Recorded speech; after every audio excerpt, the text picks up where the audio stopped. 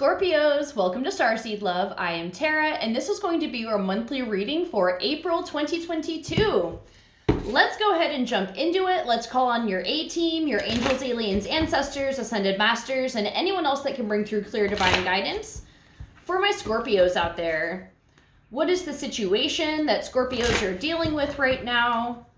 And this can be for Scorpio, Sun, Moon, Rising, or Venus signs, and also for any cross-watchers scoping out their Scorpios. So welcome to all. If this video resonates with you, I would love to hear in the comments like how it relates, how you feel about it, what it means to you. And also it helps me out a lot if you guys like the videos or just subscribing to the channel. Or both. So thank you in advance. It means a lot to me. So, okay, let's go ahead and jump into this.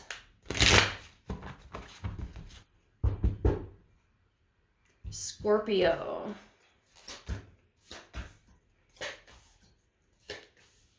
Okay, so the current energy right now, we have the Nine of Swords in reverse. So you are leaving behind a period of anxiety, of depression. Things may have been very dark. We do have very similar energy throughout all the zodiac readings this month, where the time right before springtime, before the spring equinox on March 21st, we have the Ides of March, which is March 15th, but just kind of that whole week, that whole time frame. It's a time of enormous purge, and this happens every year, so it's nothing specific to this year, but it's basically just the last push of anything that's going to be released from the previous year to step into this new year officially, because this is now the astrological new year. So this is when the new beginnings are actually happening. So you're coming out of that period where you did your final push and now you're kind of feeling a little bit better, I feel like. And then we have the problem here, which is the Page of Coins in reverse. So this could mean that maybe you're struggling a little bit, kind of just like finding the right career, or just, I don't know, I feel like maybe just more issues with money, but they're small issues. It's not like you're in the midst of like this major career transformation. I mean, some of you might be, but this reading in particular, I feel like there's just a few little details that you're trying to figure out, and, you know, just like trying to get a better head on your shoulders to see where you're going to go that's going to bring you more stability. So what you can do, and the solution, we have the Four of Wands in reverse. So this could mean two things, I'm feeling. For some of you, this could mean truly like just cutting back your spending. The Four of Wands in the upright can be all about like partying and excessiveness of things like that. Maybe you're just overindulging or treating yourself a little bit too much just for what's within your means.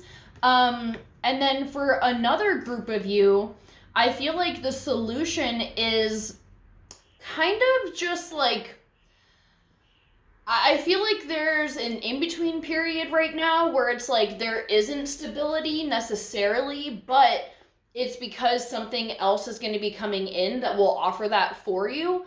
So, you know, it might just be kind of having to wait it out, especially if you know that something is in the works and you're just kind of waiting on the details to come together. I feel like it will start to happen as we move more into the energies of springtime.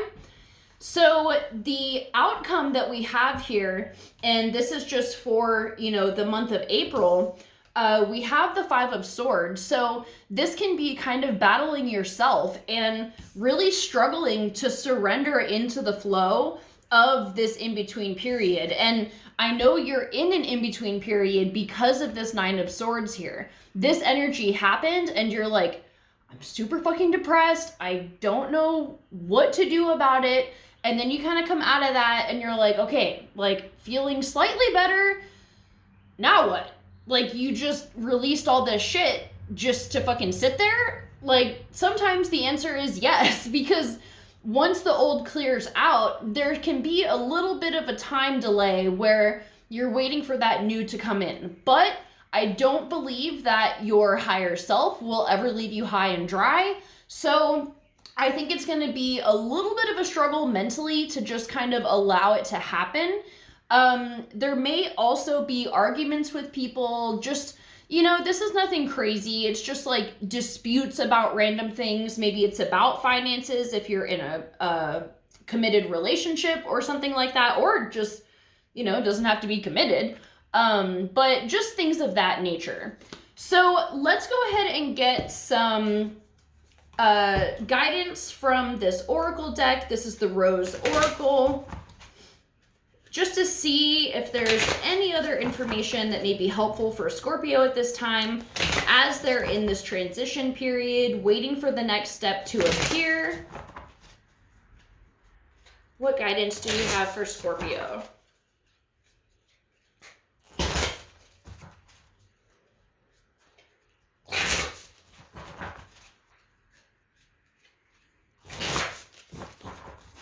All right. The Thorn, protection, boundaries, clear communication. So let me find this.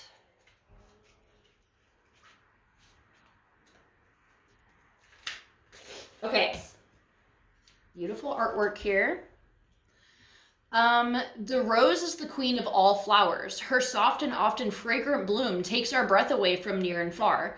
A bridge between heaven and earth, she has the capacity to act as a portal to our true selves and call our soul more fully into our body. She leaves us in awe, allowing us to experience heaven on earth for a very precious moment. But the rose is not all gentle and soft. In fact, most roses are armored with spiky thorns and prickles of various shapes and sizes. These sharp protectors act like knights defending their queen, clearly setting the necessary boundary and conditions for her to do what she was born to do. We are like the rose. So often we don't get taught how important clear communication and loving boundaries are to our relationships. When we're not clear on our needs, we don't communicate them.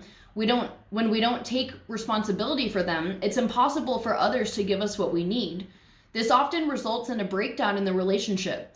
Communicating our needs and establishing our boundaries allows us not just to feel safe, but those we're in a relationship with to feel safe too. This card delivers the message of utmost importance of clear communication, boundaries, and taking responsibility for our needs. To be clear with others, we must first be clear with ourselves, and then communicate this to our loved ones and the world. So I feel like if there's any disagreements going on,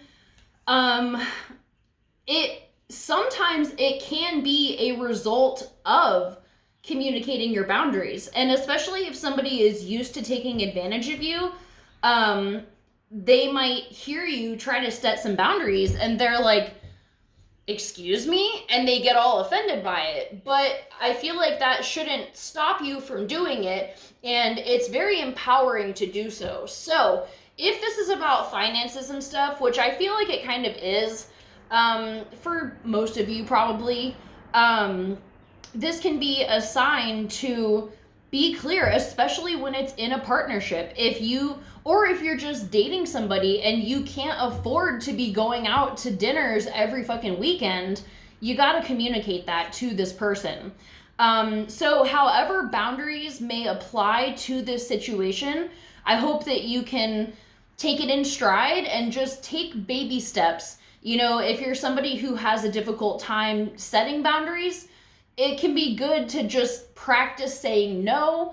Like if there's something going on and if you're a people pleaser and you don't really want to go, just use that opportunity to say no. And then you can implement it with a partner or with more important people in your life that it may be more difficult to do so. So kind of build yourself up and just make sure that you are protecting yourself. That way you can build the life that you're trying to create. So I'm going to leave it at that. I love you guys so, so much, and I'll see you for our next video. Bye.